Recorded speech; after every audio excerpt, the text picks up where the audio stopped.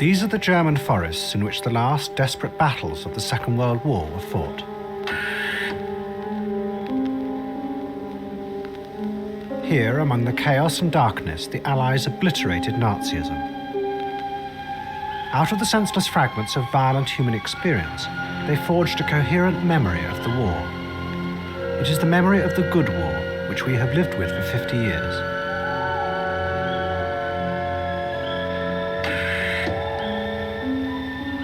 But in the process, the victors buried those fragments that didn't fit. They were suppressed even in the minds of thousands of men who fought among these trees.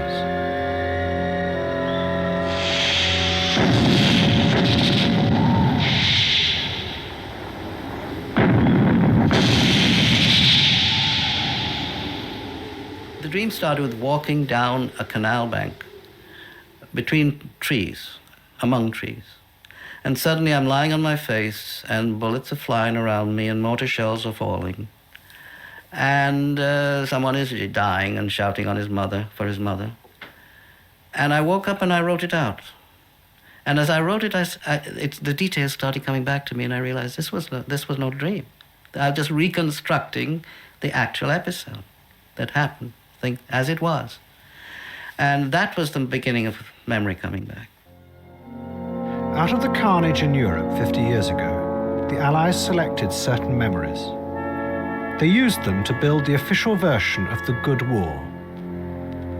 This film is about how that happened. It tells why certain memories had to be buried and forgotten because they contradicted the optimism of the big historical picture. The fault of the big picture is that it omits evil. It's all good. We won the war, therefore we must have deserved to win it. Therefore we are wonderful people without fault, and so on. Right there you can read the history of modern Europe and the Allies' continued relation with it. A lot of the Cold War is based upon that. American behavior in Vietnam, which assumes that anybody who's opposed to communism must be wonderful, you see? And who's astonished when the people opposing communism prove to be as wicked as the communists. I'm thinking of Lieutenant Calley and people like that. Yes, it has a lot to do with post-war assumptions and post-war national behaviors, I would say, that great big picture, which so conveniently omits individual evil.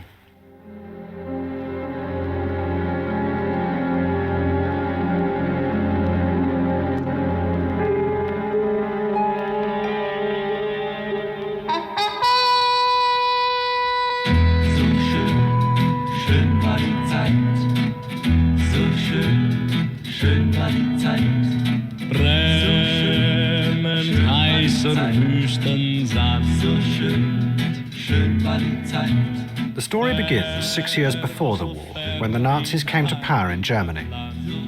They promised to end the chaos the country had suffered since 1918.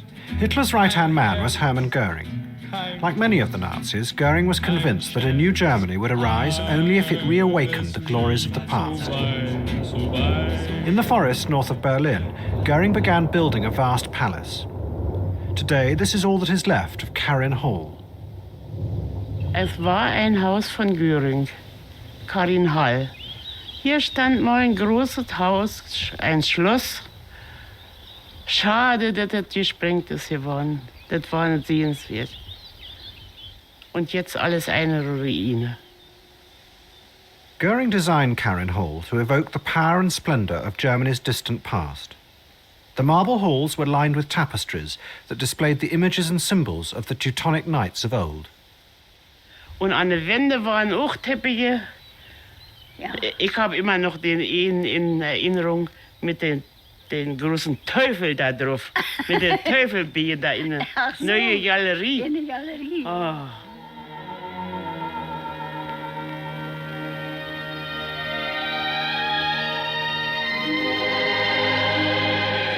Nazis like Goering look back to ancient German history, to a time when knights rode through the forests of northern Europe. The knights were powerful figures who had established political and intellectual supremacy. The Nazi aim was to conjure up this noble past, to mark the start of a new era. Ihr seid nicht tot. Ihr lebt in Deutschland! tried to give a new memory, a new history, a new past. There were big parades and big marches and big Inszenierungen, big things they made in the town to bring the history back. You would have got to believe that you are coming from a very important past and going to a very important future.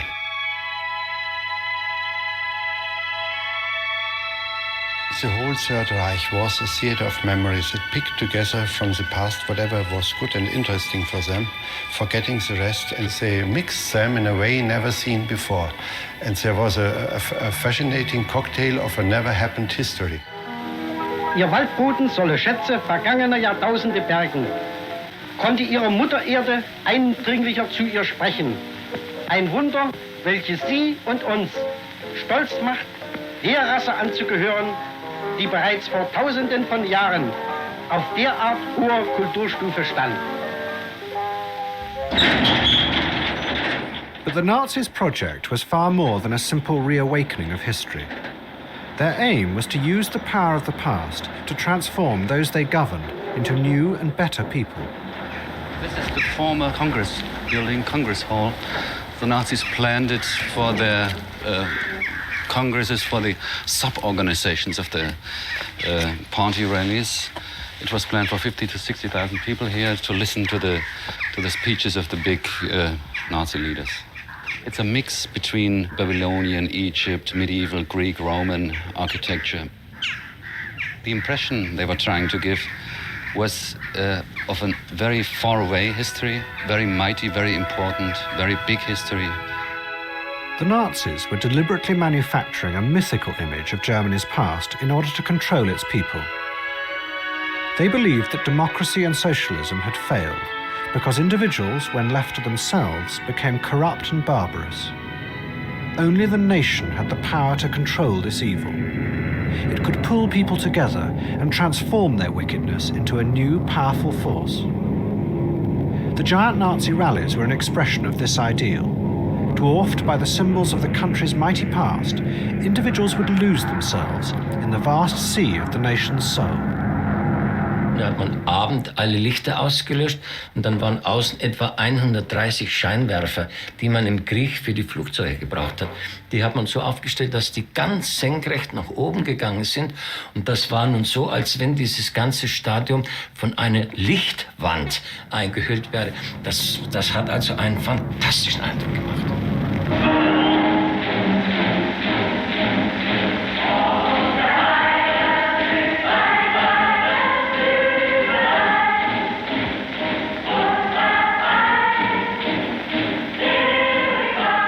By the end of the 1930s, Germany had become a coherent, directed society.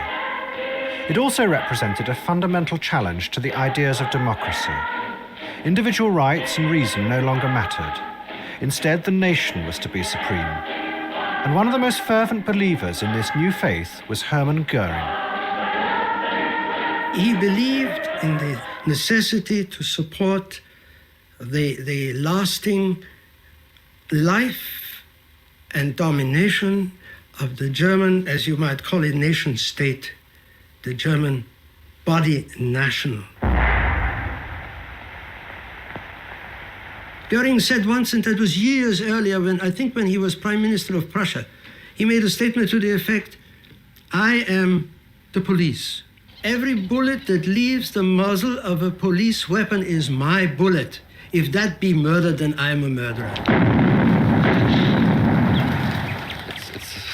Strange feeling. I cannot describe it and hardly declare what it is, but this mix of history gave them a destiny for eternity, the last step to the promised land.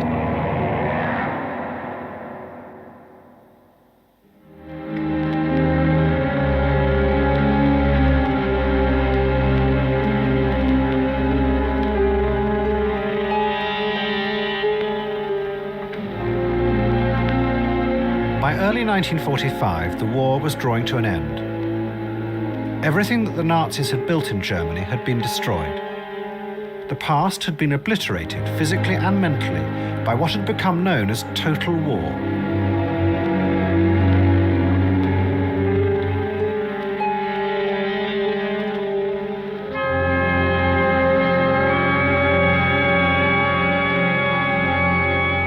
Aufnahme habe ich gemacht. Das ist eine Frau, die von dem Fliegerangriff so mit den Nerven runter ist, dass sie zittert. Ich habe ihr die Verlustliste gezeigt, die in der Zeitung veröffentlicht war nach dem ersten Großangriff am 31. Mai 1942. Ich habe sie gebeten anzustreichen, welche von den Leuten ihre Angehörigen waren, beziehungsweise die sie gekannt hat. The Allies now stood on the brink of victory in Europe. But the experience of total war was also destroying the confident certainties of their own past.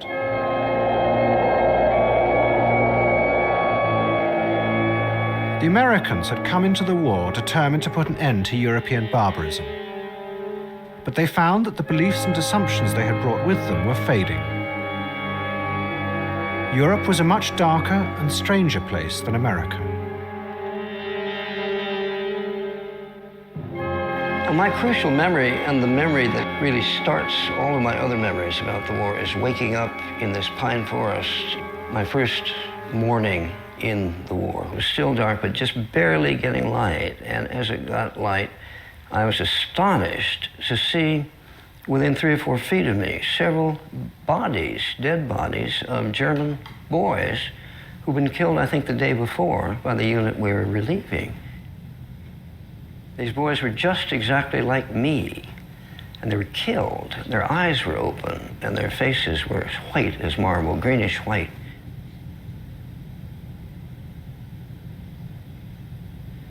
And at that moment, when I saw what I was involved in, actually for the first time, my training had never told me this, many of my adolescent illusions about reason and the governance of the world by reason and common sense and the idea of progress fell away all at once.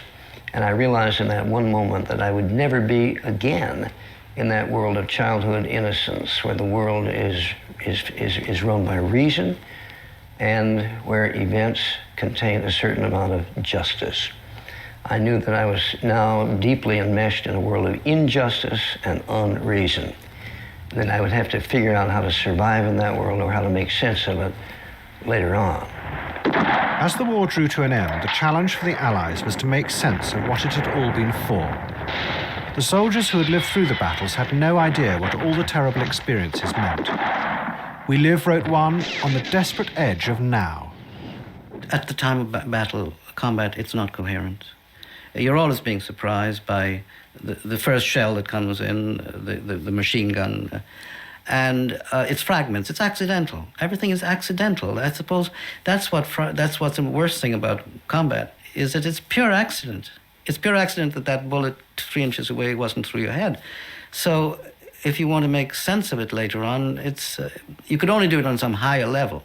You can't do it from the level of the private, the foot soldier, the tank man. You can't make sense of it.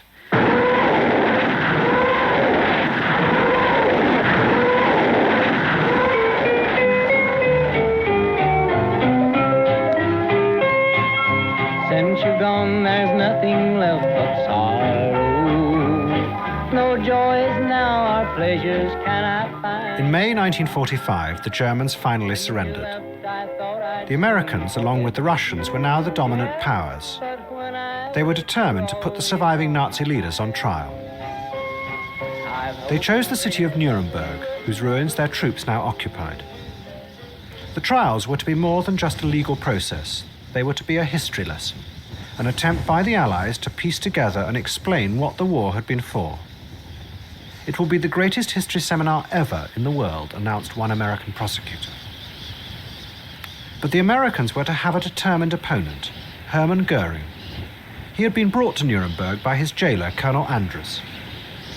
When my father first met him, his fingernails were bright red with fingernail polish, and in his baggage was a tremendous quantity of a drug. It was diagnosed as paracodine, which in itself is a fairly mild drug, but he was taking 20 or more a day. When he was given his physical examination, the doctors discovered his toenails were also bright red. Colonel Andrus put Goering on a strict regime to wean him of his drug addiction. He quickly recovered and became the dominant figure amongst the 21 defendants.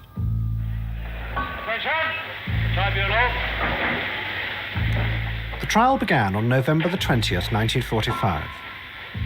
The prosecution's aim was to show that the Nazis in the dock had conspired to wage war and to commit crimes against humanity.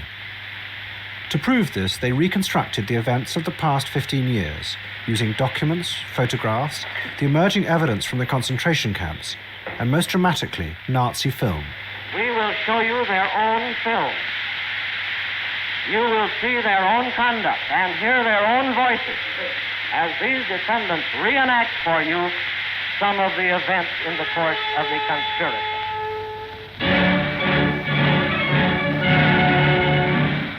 The Nazi plan was a film shown to the court. It lasted 6 hours and had been edited from millions of feet of captured Nazi footage. In particular, the triumph of the will, Leni Riefenstahl's record of the Nazi rallies in Nuremberg 8 years before. This was taken by Hollywood editors and recut with other footage to tell a new story. It showed that hidden behind the pomp and splendor of the 30s lay Hitler's conspiracy to wage war. They took large parts of the Triumph of Will and other surviving Nazi footage and put it together. And the Nazi plan attempts to be a documentary history of the Third Reich.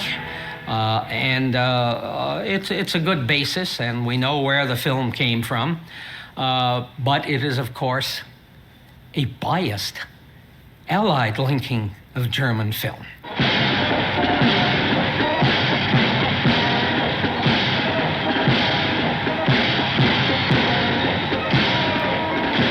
Shows the last just war, the war that had to be fought, that we were reluctant to fight, where the villains were clear and the heroes were clear. That's the memory. What began in the courtroom at Nuremberg was the construction of the grand public memory of the Second World War. Out of the chaotic fragments of 5 years of warfare, the Allies forged a simple, powerful story. But the memories and experiences that didn't fit the story were quietly discarded and forgotten. This official plot of the war, that it was a good war that proceeded from bad to good or from defeat to success and victory, that's true. That's true. But it has almost nothing to do with the individual soldier's individual truth. They know better. They know sort of how much fun it was to direct artillery fire upon a hillside full of innocent German boys and to blow them all up. It was fun. It involved a great deal of technical expertise. There's a way of doing it well, and there's a way of doing it badly, and so on. And you don't see the lads you're killing, so it's not as bad as it might be. But still, what you're doing is destroying human beings for the sake of the new post-war world. I think the memory was built basically because the opponents were so evil that they make us look good. The trial took place in the midst of a city the Americans had declared 90% dead. Few Germans ever came to the courtroom, and the Allied staff who worked there knew nothing of the world outside under the ruins. In walking, you think you're alone, it's so quiet. All you've got to look at is rubble. You went through there and you felt alone, that nothing was there except stillness, and it was dead. And then suddenly you became aware of a head, or saw a movement, and it was a head coming out from that rubble. Just this head. It was alive and looking at you as you walked. It gave you kind of a funny feeling that, oh, there are people there under the rubble. To those living underneath the rubble, the version of history the Allies were constructing inside the courtroom was terrifying. What millions had once believed glorious was now being revealed as murderous. The Germans called it Zero Hour, the destruction of all belief in the past. I was in the American sector of the city, and I came home. My father was dead. He was Nazi, a convinced Nazi, a very good creature, I guess. I loved him. But he was a Nazi, and he killed himself because he couldn't get over this, what was the past, so broken down, his hopes.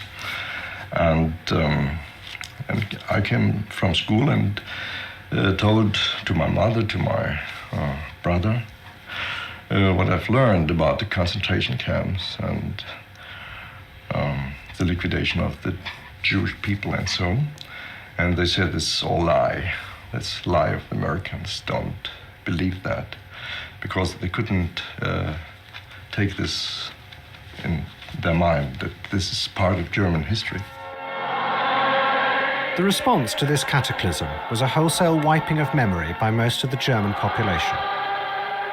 Millions of men and women who had been part of the Nazi system hid and denied their murderous past. A feature film made in 1946 tried to expose what was happening. It tells how a former army officer responsible for mass murder becomes a successful industrialist. One of his former soldiers returns to confront him. Was wollen Sie da von mir? Brauchen Sie Geld? Wollen Sie... Ich fordere Rechenschaft, Herr Hauptmann Brückner. Rechenschaft? Wofür Rechenschaft? 36 Männer, 54 Frauen, 31 Kinder. Munitionsverbrauch 347 Schuss. Ja, was denn, um Gottes Willen? Da war doch Krieg. Da waren doch ganz andere Verhältnisse. Was habe ich denn heute damit zu tun? Jetzt ist doch Frieden, wir haben doch Weihnachten. Friedensweihnachten. Mertens, um Himmels Willen, meine Frau, die Kinder, was haben denn meine Kinder damit zu tun? Hans! But the film was a lone voice. Throughout Germany, the past was being buried and forgotten by millions of men and women. The Germans emerged from the ruins with their history rewritten. Meanwhile, in the courtroom, the Allies too carried on reconstructing Germany's past. They lived in a strange world. Each day they listened to the careful cataloguing of Nazi atrocities, while in the dock, Rudolf Hess read Grimm's fairy tales. And every night the Americans held parties in the ballroom of the Grand Hotel. Basically, it was a bachelor's dream, you might say. There were lots of romances. I got myself into trouble in no time. We had a lieutenant, a female lieutenant. Her name was Nancy Robinson. And she was beautiful. And she used to bring the mail, you know, to our desks and so on. And I had my eye on Nancy almost from the first day. And I shared an office for a while with a gentleman by the name of Robinson who didn't look anything like her. And she came in one day, she pranced in and pranced out, and I couldn't resist the comment. And I said what I'd like to do someday, you know, having the chance. And Mr. Robinson looked up and said, you know, Nancy's my sister. So there are things that happen that are not programmed. I don't think he ever spoke to me again. We shared the office, we continued to share it, and Nancy committed suicide later. I don't know what happened. Oh, it was all American jazz. I mean, with a German twist, if you want to call it. I remember the singer. She used to sing, "Please, Mr. Truman, why can't we go home? We have conquered Berlin and we have conquered Rome. We have defeated the master race, so why can't we get shipping space?" How did you remember that? God!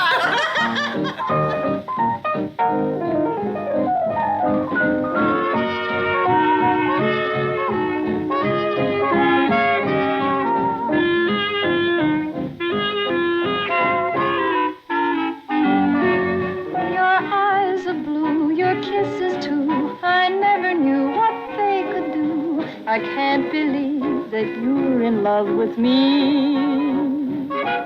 But there was one German who was determined the past should not be wiped. He wanted to defend it publicly. Hermann Goering was about to be cross-examined by the chief American prosecutor, Robert Jackson. The cross-examination of Goering went wrong because Justice Jackson got a very good start. He asked Goering whether or not it wasn't true that in order to rule Germany, the Nazis had to do this, that, and the other thing. And Goering said, yes, those things were necessary. We were conducting revolution. So then Justice Jackson started to press it and asking these kinds of questions. Goering would make very long and circuitous answers. Aber einmal, ich erinnere mich daran noch, ich als preußischer Minister... And Jackson became angry with him. Well, let's omit that. I haven't asked for that. If you'll just answer my questions, we'll save a great deal of time, and your counsel will be permitted to bring out any explanations you want to make. You did prohibit all court review and considered it necessary to prohibit court review of the causes for taking people into what you call protective custody. That is right, isn't it? Das habe ich ganz klar beantwortet, aber ich bitte, dass diese Ausführungen, die soeben gehörten, zu der Beantwortung mit. And your counsel will see to that. Jackson didn't reach Goering. Nobody could reach Goering. In other words, Goering, as a condottieri type, as I've mentioned, did not know the difference between good and bad and right and wrong. That didn't mean anything to him. So to confront him with crimes that he had been responsible for, but that he felt he had to commit these acts because they were necessary to safeguard the life and the future of the body national, was pointless. Well, if you wanted certain people killed, you had to have some organization that would kill them, didn't you? Again and again, Jackson accused Goering of corruptly using his power to commit crimes. Each time, Goering responded that such actions might be crimes in a democratic state, but that in Germany, democracy had failed. Eliminating the political opposition was necessary to fulfill a higher principle, that of the nation. And it had worked, Goering insisted. It had brought order and prosperity to Germany. In Germany. Unter den damaligen Umständen war sie nach meiner Auffassung die einzig mögliche Form und sie hat auch gezeigt, dass Deutschland aus seinem tiefen Elend der Verarmung und Arbeitslosigkeit in kurzer Zeit zu einer verhältnismäßigen Blüte wieder gekommen war. Finally, Jackson lost his temper and appealed to the judges to control Goering. The difficulty is that the tribunal loses control of these proceedings. Outside of this courtroom is a great social question of the revival of Nazism. And that one of the purposes here of the defendant Goering, I think he'd be the first to admit, is to revive and perpetuate. What frightened Jackson was the link between the political ideas that Goering was explaining to the court and the terrible crimes the Nazis had committed. The horrors revealed at the trial were so overwhelming that those who had committed them began to be seen as alien and utterly other. And so the trial became a morality play, a battle against evil, with Goering's role that of the villain. The ideas that had led millions of ordinary human beings to support and participate in such barbarism were too dangerous to discuss. They had to be locked away and hidden. What was missing at Nuremberg was the indictment of the ideology of the Thousand-Year Reich. Everybody nowadays knows what the war was being fought for, but nobody really has paid much attention to what the Germans thought the war was fought for in their sometimes, how shall I call it, a very twisted mentality that was spread by Hitler and his people. The body national, a form of nationalism where the entire nation was considered one body that had to be assured of its security and life. In the name of this mentality, most of these crimes were committed. The terrible executions shown on film at the trial became a central image in the public memory of the Second World War. But they were seen and understood as the acts of monsters, not of human beings. What was buried at Nuremberg was any idea of examining why Nazism had happened in the first place, what the social and political forces were that had led ordinary people to such savagery. That's when I thought they deserved whatever punishment they got. They had to be cold and cruel and unfeeling. What kind of people are these? They're not like the human beings I've known all my life. After Goering's cross-examination, the judges ruled that no defendant would be allowed to go over ground already covered by Goering. There must be no further explanation of Nazi policies.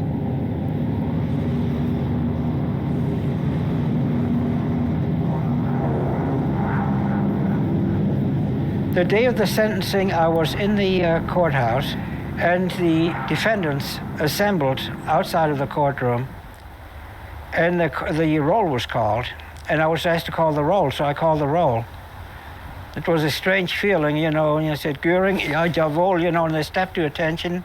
Keitel, jawohl, he was a field marshal, and so on, and that was it. That was my entire part in the thing. Defendant Hermann Wilhelm Göring, the International Military Tribunal sentences you to death by hanging.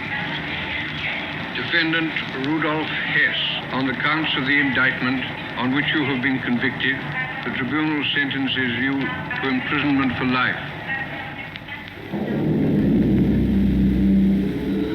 Göring had prepared for his suicide more than a year in advance. Before he was captured, he had taken 3 of these suicide capsule containers. I have the one Göring finally killed himself with.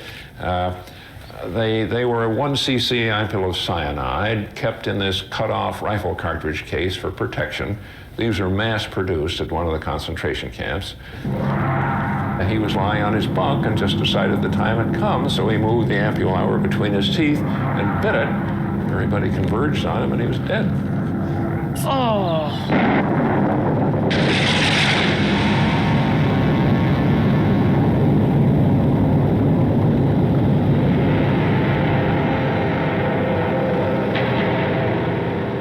They were cremated in the ovens of Dachau, which was something that he planned very carefully, because they are the ones that ordered other people to be cremated in those. And then the ashes were deployed into an unidentified river.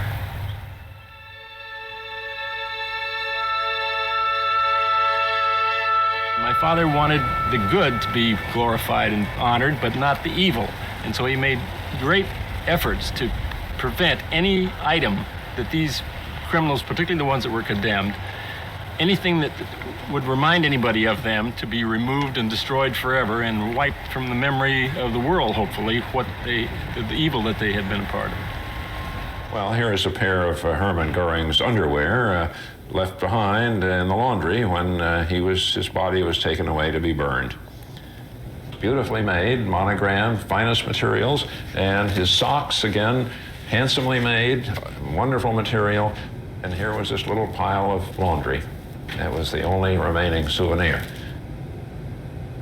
When the trial was over and the defendants that were sentenced to death were executed and Göring had committed suicide, he beat them to it in a way.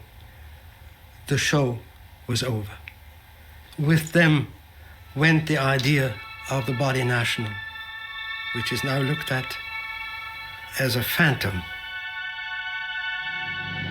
Hitler, out. Swastikas, gone. Nazi propaganda, off the air. Concentration camps, empty. You'll see ruins. You'll see flowers. You'll see some mighty pretty scenery. Don't let it fool you. You are in enemy country. You are up against something more than tourist scenery. You are up against German history. It isn't good. Following the trial, the Allies embarked on a gigantic act of exorcism. They destroyed all trace not just of the Nazi past, but of Germany's military history. The giant statues that lined the Tiergarten in Berlin were removed to a compound to be dynamited. But the Germans organized a secret operation to rescue them. They remained hidden until 2 years ago. Sie wurden dann bei Schloss Bellevue im Garten vergraben, bei Nacht und Nebel, wie man sagt. Ich war nicht dabei, aber es muss eine geheime Aktion gewesen sein. So geheim, dass man später gar nicht mehr wusste, wo diese Skulpturen liegen. For the Americans, these sculptures symbolized the old barbarism that had plagued Europe for centuries.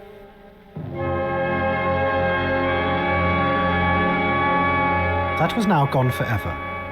The Good War had ushered in a new age in which such terrible things would never happen again, because evil had been banished from the world.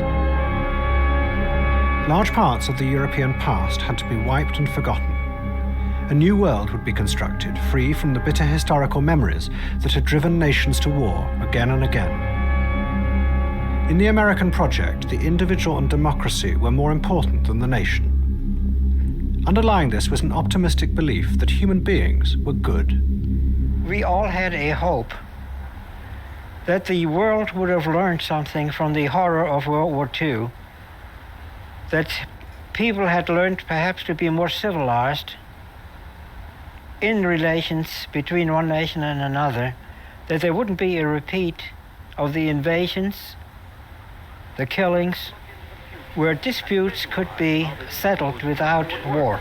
Here is one of the many buildings in which tomorrow the General Assembly of the United Nations will be waging not war but peace. Entering will be representatives of all the nations dedicated to peace, large and small, meeting together in sovereign equality.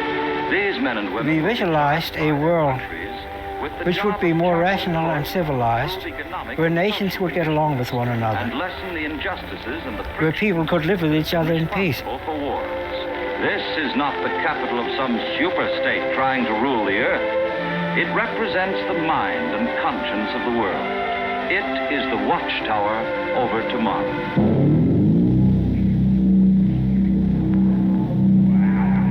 If individuals really could be freed from the threatening ghosts of their past, then a new, more civilized kind of human being would emerge. Citizens of a new age, free for the first time from the power of history. Die Alliierten wollten dieses Stück Geschichte verdrängen, zerstören, annullieren, und darin liegt ja ein gewisser magischer Akt.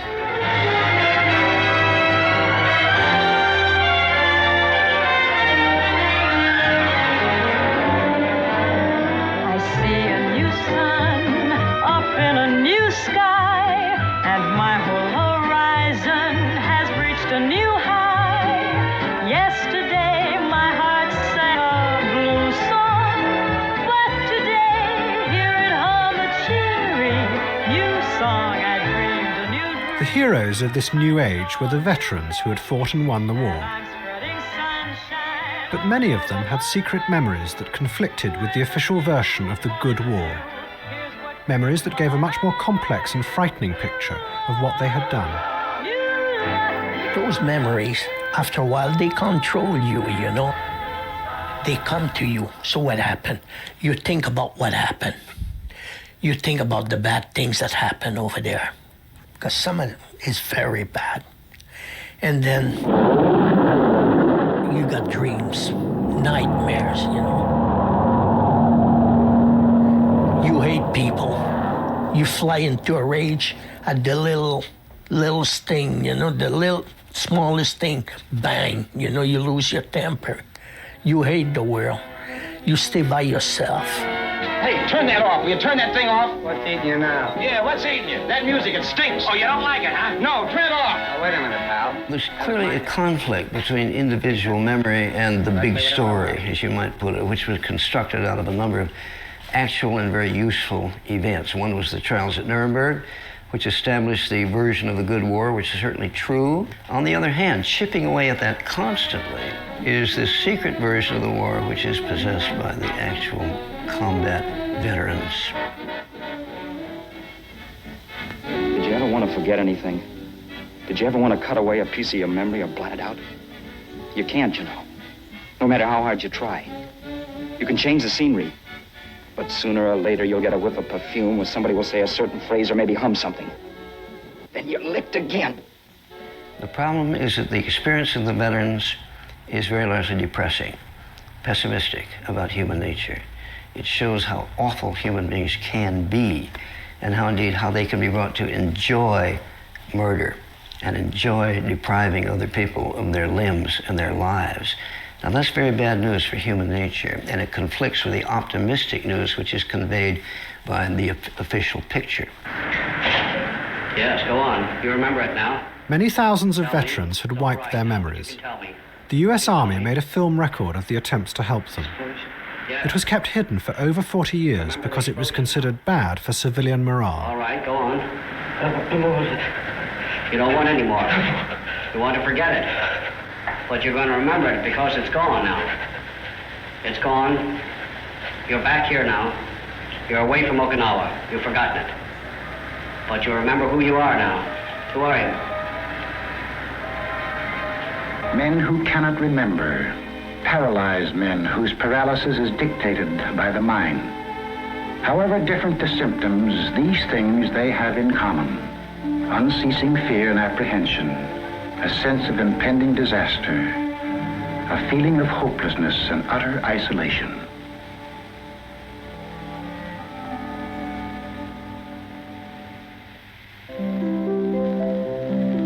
The night is dressed up for dreaming, and on the meadows below. The middle class world, that's sort of the American dream, as they say, was not for you. You were an outsider. I couldn't have stood the idea of settling down in a nice family world. And I did try, and it didn't work. Then I had dreams, and those lasted for 40 years. Scenes of violence, death, disfigurement, horror, which I have always carried inside of me. And I feel that's the real possible world. That's the world to which things can be reduced very easily. And this has made it hard for me to function easily in society at times, because I always felt that I might be thrown back into that world. That's the real world. What the hell is this person talking to me like that? I'm going to take a rifle butt and smash his head in. I was always afraid of being reduced back to that. It was a world in which ideas don't count for anything. Sentiment doesn't count for anything. It's just back down to the brutality of conflict. And that big secret world which you have to sort of bury, I suppose I buried that and buried a lot of memories with it. I wanted to get that down and out of it. It came back in dreams.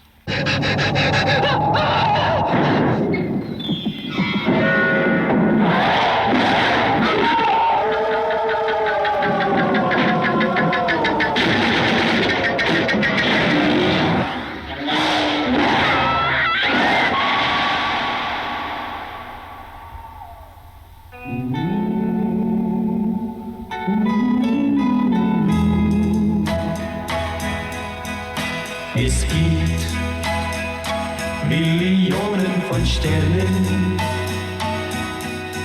Unsere Stadt,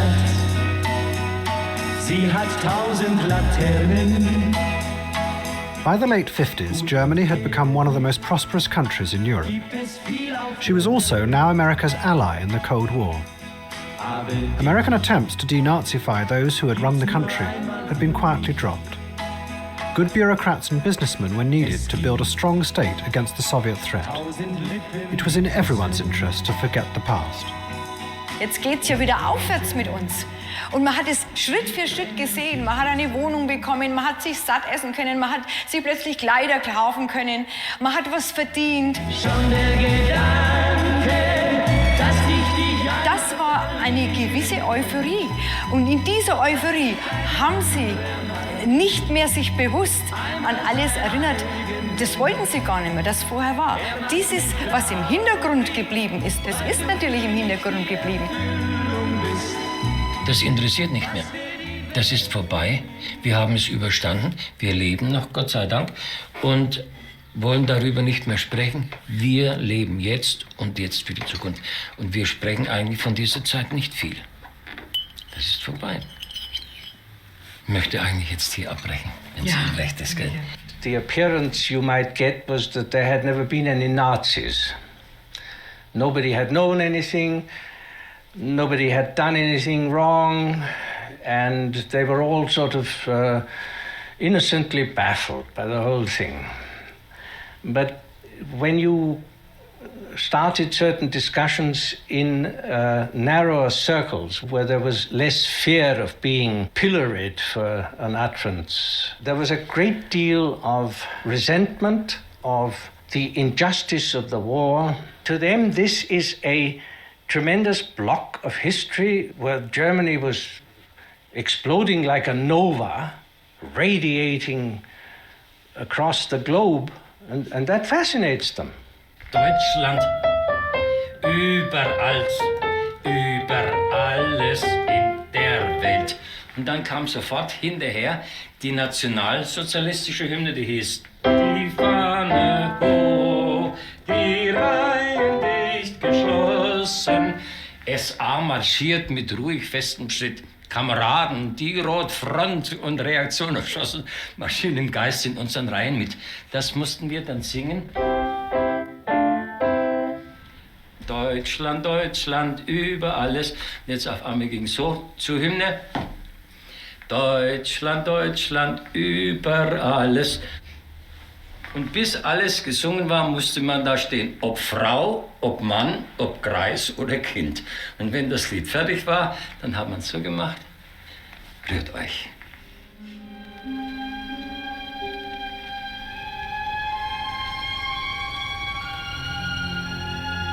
For the younger generation, those who had grown up in Germany in the years after the war, the past was completely mysterious.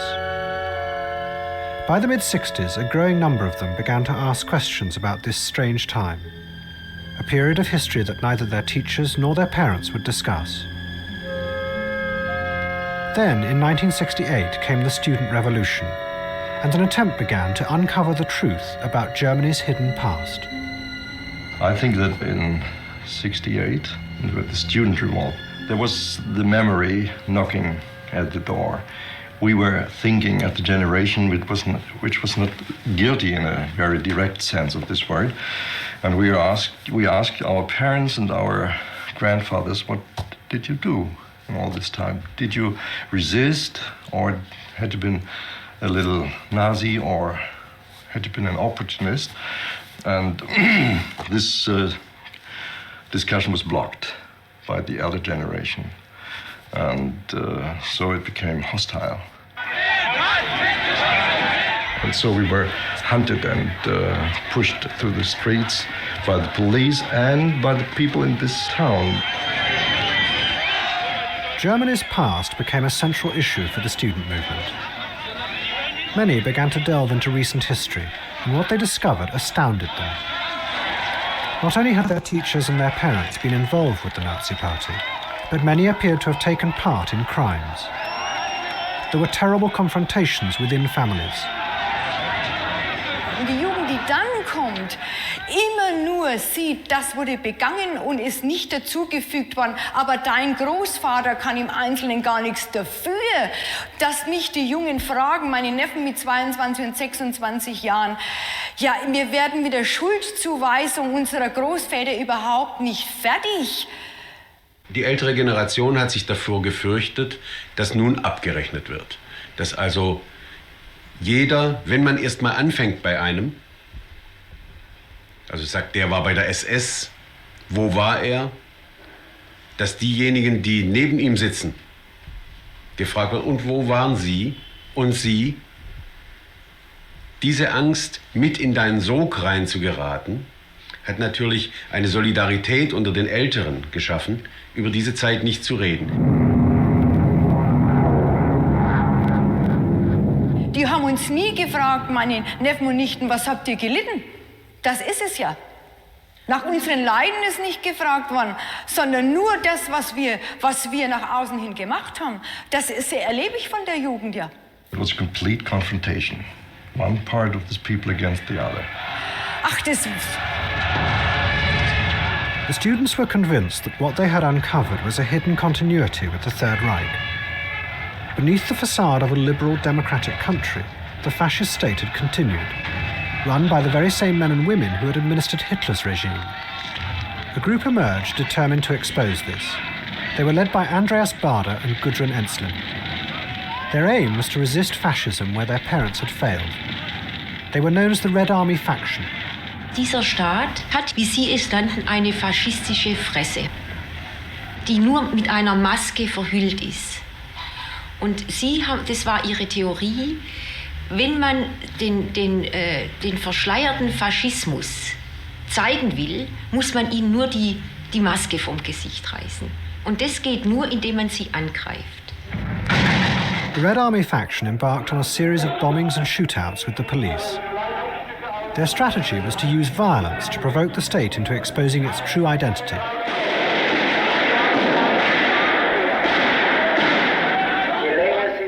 But as the violence escalated, some of the terrorist leaders began to have doubts.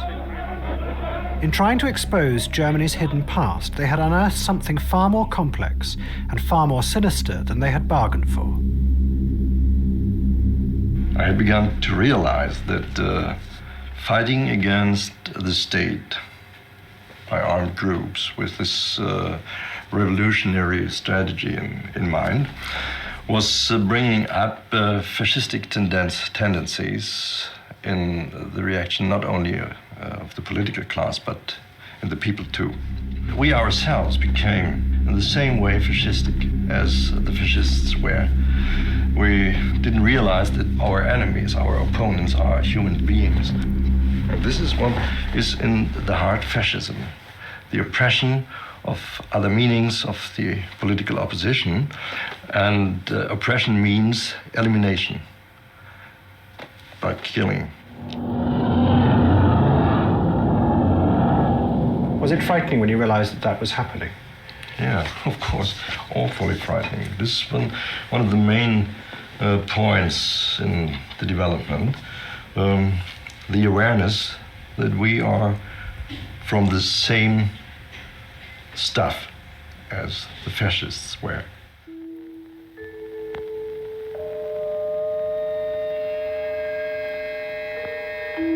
We understood something. We understood that fascism is a component in all of us.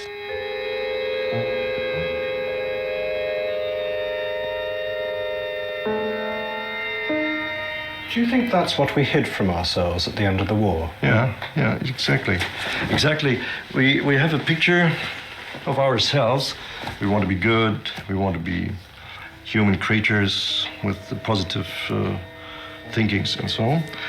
But we are a contradiction in ourselves because we don't know to handle this contradiction. We don't have any means to live with this evil part in ourselves.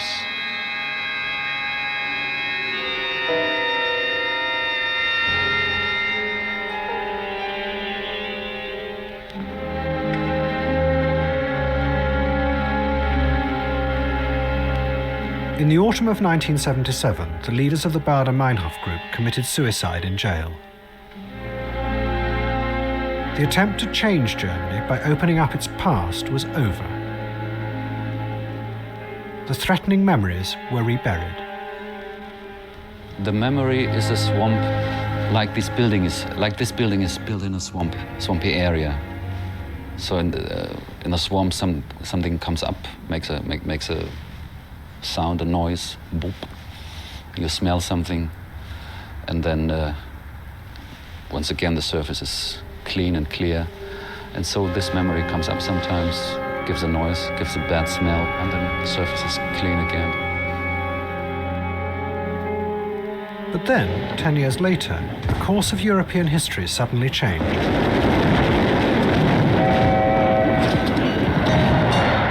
The communist domination of Eastern Europe collapsed. In the summer of 1990, Berlin celebrated the dismantling of the wall with a concert given by Pink Floyd. During the preparations, hidden fragments of the past came to the surface. In the no-man's land between the two Berlins, a forgotten Nazi bunker was unearthed. It was found by chance when here Pink Floyd has as a great spectacle the wall in the summer 90, and they telephoned me because I told them before one could find something. And that was the beginning of the battle for safeguarding this bunker. And what did you find down there? Can you show us some of the things? Yes, there are some small objects, of course. So here is a bayonet. We only took some samples here, a silver spoon, it was from the official silver. These fragments, it was like a frozen moment of history 50 years ago. This frozen moment of apocalypse, the end of history, of a certain part of history.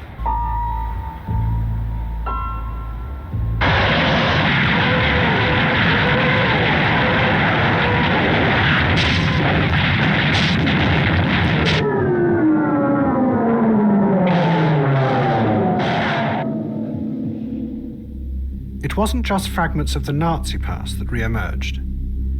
As the Cold War came to an end, a hidden history of Europe was awakened. Old rivalries and tensions, suppressed for 50 years, were rekindled. With them came the barbarism and the evil that the Good War was supposed to have banished forever.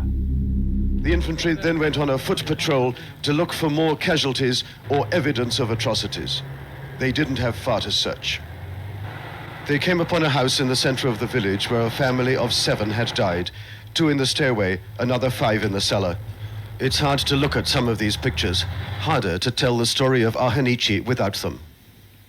What happened here can frankly not be shown in any detail, but the room is full of the charred remains of bodies, and they died in the greatest agony. It's hard to imagine, in our continent and in our time, what kind of people could do this. I just kept thinking that, there were people once. I mean, this is Europe 1993, not 1943.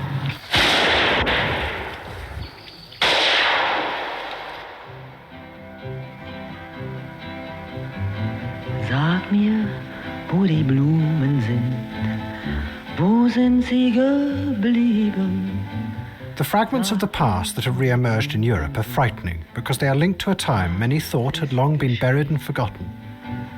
But history will not repeat itself. These forgotten pieces will be reassembled to tell a new story. They will be used to justify the new political ideas of the future. We are at 0 hour once again. Sag mir, wo die Männer sind, wo sind sie?